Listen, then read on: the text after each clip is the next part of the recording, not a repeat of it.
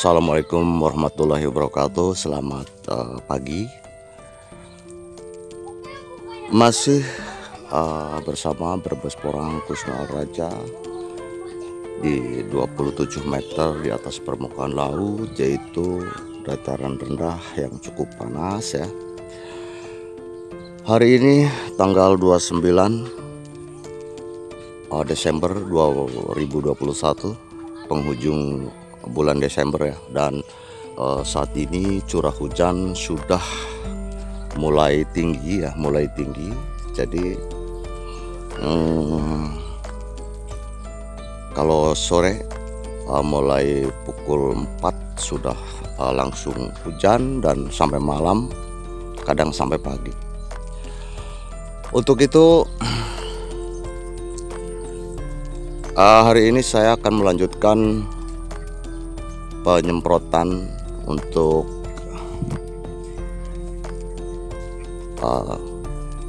menyambung kebutuhan mereka ya, yaitu yang saya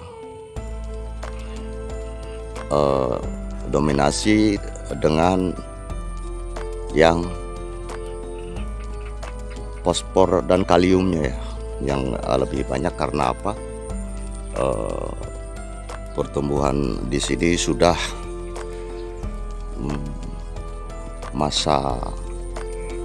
banyak yang sudah masa generatif ya, jadi artinya banyak yang sudah pada proses dorman untuk yang tunas-tunas pertama ya. Kemudian untuk unsur nitrogen ya, itu banyak sekali dipasok oleh alam, yaitu dengan adanya curah hujan yang sudah cukup tinggi. Maka dari itu ketika kita ngasih pupuk yang dominannya di N, itu sangat kurang bijaksana ya, jadi akan menimbulkan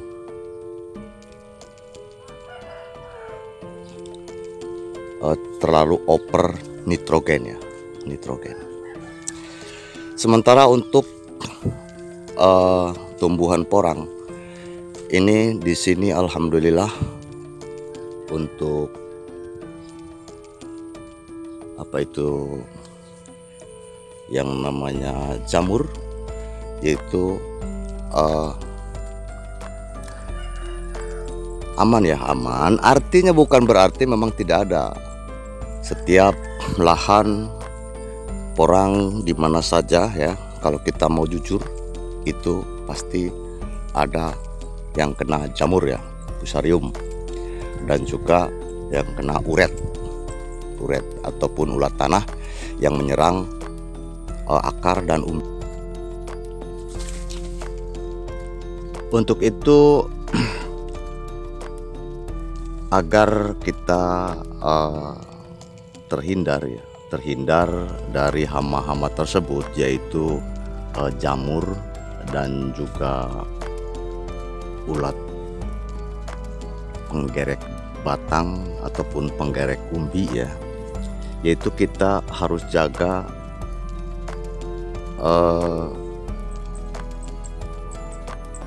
jangan terlalu over unsur hara nitrogen ya, karena dengan terlalu banyaknya nitrogen berarti struktur batang ataupun tumbuhan ini adalah nanti terlalu berair ya, dan itu rapuh untuk diserang jamur, dan juga rawan roboh. Maka dari itu kita juga harus tahu bahwa yang dinamakan hijau ini berarti ini adalah klorofilnya ada. Klorofil itu yaitu yang dihasilkan dari nitrogen. Jadi fungsi utama nitrogen itu, fungsinya banyak ya sebetulnya. Tapi yang fungsi utama adalah untuk nitrogen itu adalah membentuk klorofil, zat hijau daun ya. Maka ini hijau berarti ini cukup.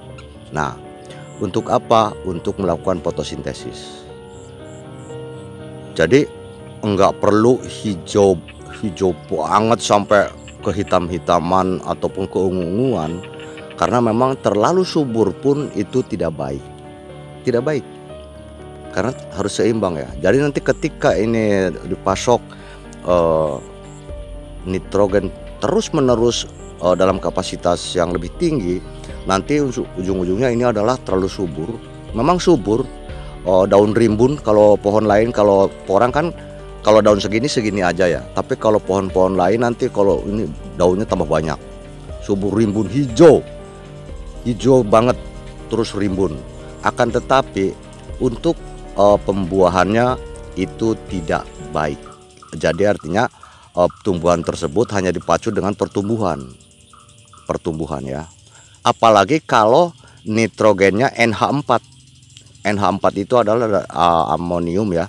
Jadi sangat subur sekali, akan tetapi untuk pembuahannya adalah lambat. Karena apa? Nanti itu kehabisan dengan pertumbuhan untuk kalorinya. Jadi artinya untuk unsur N yang kodenya NH4 itu jangan lebih dari 25%. Paling banyak itu 25%. Kalau lebih bahaya kalau NH4. Jadi yang harus dominan di sini adalah nitrogennya juga NO ya, bukan NH4 ya, tapi NO. Itu yang bagus ya, yang bagus. Tapi kalau nanti kita lihat dalam pupuk itu ada NH4 lebih dari 25%, itu berarti jangan diambil.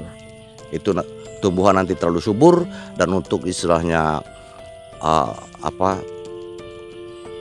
pengumbiannya kalau porang dan juga pembesaran kataknya agak terhambat ya. Jadi itu hanya untuk daun sajalah. Berarti mungkin untuk tanaman yang hanya kita butuh daun ya, butuh daun. Kalau untuk porang, karena ini dibudidaya hasilnya dari katak dan umbi, jadi kita harus tetap seimbang. Karena kenapa? Kalau tidak seimbang, itu berarti kalau yang ini jalan, yang ininya terhenti. Artinya kalau pertumbuhan terus bertumbuh, untuk pembuahannya terhenti. Harusnya sudah ada pembuahan, pembungaan kemudian buah, akan tetapi terhenti karena memang kita pasokannya pupuk hanya untuk pertumbuhan vegetatif ya, seperti itu. Maka kita harus paham juga ya, tidak begini. Jadi tidak istilahnya kita lebih tumbuh lebih bagus, mungkin nanti akan lebih hebat untuk itu hasilnya. Tidak juga, karena sisi ininya, waktunya itu sudah jelas. Kalau ini sudah umur sekian, ini harus sudah ada pembuahan sepertinya gitu. Nah kemudian dipasok dengan pertumbuhan, maka akhirnya pembuahannya terlambat seperti itu. Jadi maka kita harus seimbang. Yang universal, makro dan mikronya itu harus ada. Universal, umum, dari awal sampai akhir dalam ilmu pemupukan dan pertumbuhan, unsur makro dan mikro itu harus ada, wajib ya. Nah kemudian kita untuk dalil kondisinya seperti apa? Kondisinya ada 3. 1 untuk penunasan, pengakaran dan penunasan, kemudian misalnya vegetatif ya, pertumbuhan vegetatif, dan kemudian generatif. Nah itu ada 3 fase. Nah itu kita berarti pakai, kalau dalil kondisi. Kalau umum itu atau universal, yaitu N, PK, S dan sebagainya, itu makro. Kemudian mikronya Fe, Zn, boron dan sebagainya itu harus ada. Akan tetapi untuk kondisinya, kondisi semacam apa? Ini kondisi lagi vegetatif. Nah maka nanti yang diperbanyak apa? Yang diperbanyak sedikit, diperbanyak itu adalah nitrogen. Nah kemudian untuk ketika generatif, fosfor dan kalium. Nah itu berarti kondisinya, kondisi sedang apa, fase apa, seperti itu. Maka kita untuk yang universal itu memang harus ada, wajib ada. dari awal sampai akhir, karena itu adalah makanan makanan tanaman. Kemudian alat-alat angkutnya, alat-alat pendukungnya seperti mikronya itu kan pendukung. Jadi untuk sirkulasi unsur hara yang dari bawah ke atas, terus ada fotosintesis dikembalikan ke bawah dan sebagainya ke semua kebutuhan. Nah, itu adalah untuk pendukungnya, itu ada istilahnya mikro. Nah, itu juga harus ada makronya.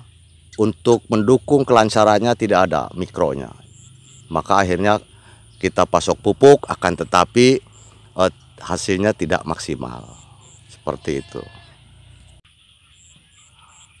Kemudian khusus untuk unsur N, ini ada dalil kondisinya juga, yaitu untuk pertumbuhan vegetatif kita butuhkan adalah unsur N yang lebih tinggi dari unsur yang lainnya, untuk istilahnya makronya. Akan tetapi ini dibagi dua kondisi. Kalau umum itu umumnya seperti itu, umum ya, umumnya hanya seperti itu. Akan tetapi ketika kita sebagai petani kemudian melihat kondisinya apa itu musim kemarau, apa musim penghujan. Kalau musim kemarau, dalil yang tersebut tadi itu adalah benar, bahwa unsur N harus dipasok lebih tinggi dari lainnya. Akan tetapi ketika kondisinya musim hujan, yang lagi lebat-lebatnya musim hujan, karena unsur N itu dihadirkan dari langit oleh alam, dan juga itu kapasitasnya sangat besar, maka dari itu kadang-kadang kita hanya memasok yang standar. Yang seperti apa standar? Gampangnya NPK 16 atau 15. Nah, standar. Akan tetapi nanti lebih tingginya dipasok dari air hujan. Bahkan ada yang kalau kita ukur nanti lahannya ketika udah musim penghujan banyak ataupun curah hujan sudah tinggi, kita ukur lagi termasuknya terlalu asam, maka kadang-kadang kalau kita ngasih pupuk adalah yang N-nya lebih rendah. Itu dikala hujan besar loh, hujan maksudnya musim hujan yang sangat tinggi curah hujannya. Jadi kadang-kadang ada 9, 25. Bahkan yang kecil itu adalah yang N-nya. Karena apa? Karena musim hujan sangat tinggi, nitro sangat banyak, kemudian ketika kita ukur tanah asam. Nah, itu seperti itu. Jadi itu adalah kondisi ya. Kalau umum ya umum. Kalau umum menurut ilmunya bahwa ketika vegetatif itu kita harus pasok nitro yang banyak, yang lebih banyak dari yang lainnya. Akan tetapi ketika musim hujan yang sudah curah hujannya tinggi, maka kita akan rubah. Itu adalah dari pengalaman kita. Kenapa? Karena kita semacam padi saja, itu sudah jadi patokan para petani.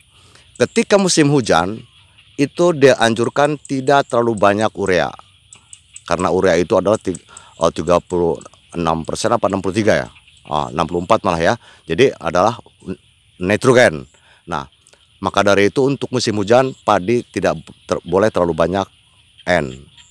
Nah, kalau mau nanti pakainya ZA, agak sedikit lambat itunya karena N-nya tidak banyak ya, akan tetapi fungsinya hampir sama. Itu kan dari kita lihat kenyataan.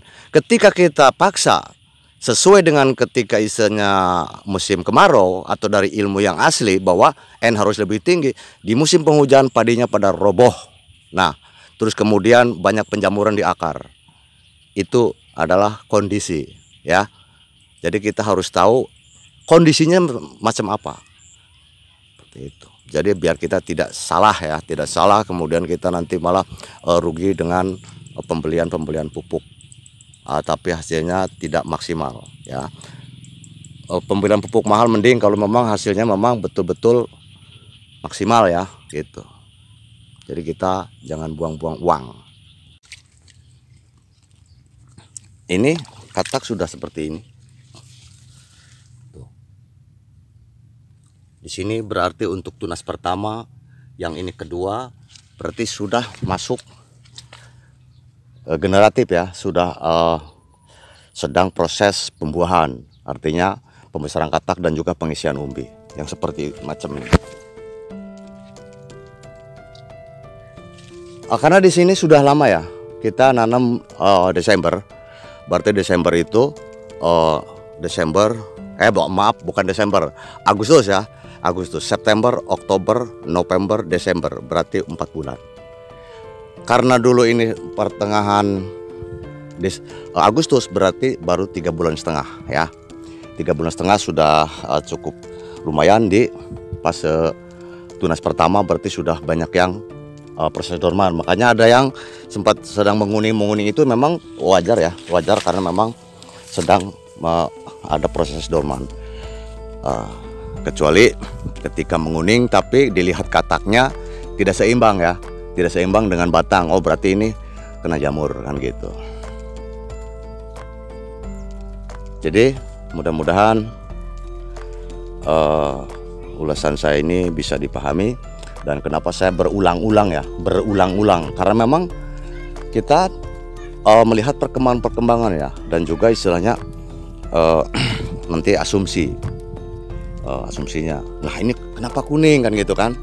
Ini sebetulnya udah fase generatif ya, karena ini adalah tunas keduanya dan ini adalah tunas pertamanya. Ini kataknya sudah seperti itu. Jadi yang seperti ini, yang penting ini adalah keker ya, keker.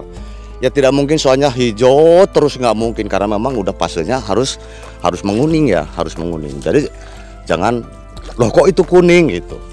Memang harus, ini tunas kedua. Ya ini tunas pertama sudah sedang proses dorman ya, pantas tuh. Yang penting kita lihat kataknya sehat nggak? Oh sehat ya, tuh sehat kan. Nah ini berarti aman gitu. Karena apa? Ini tunas keduanya. Jadi artinya sudah fasenya atau sudah masanya. Oke, seperti itu aja. Mudah-mudahan bermanfaat. Assalamualaikum warahmatullahi wabarakatuh.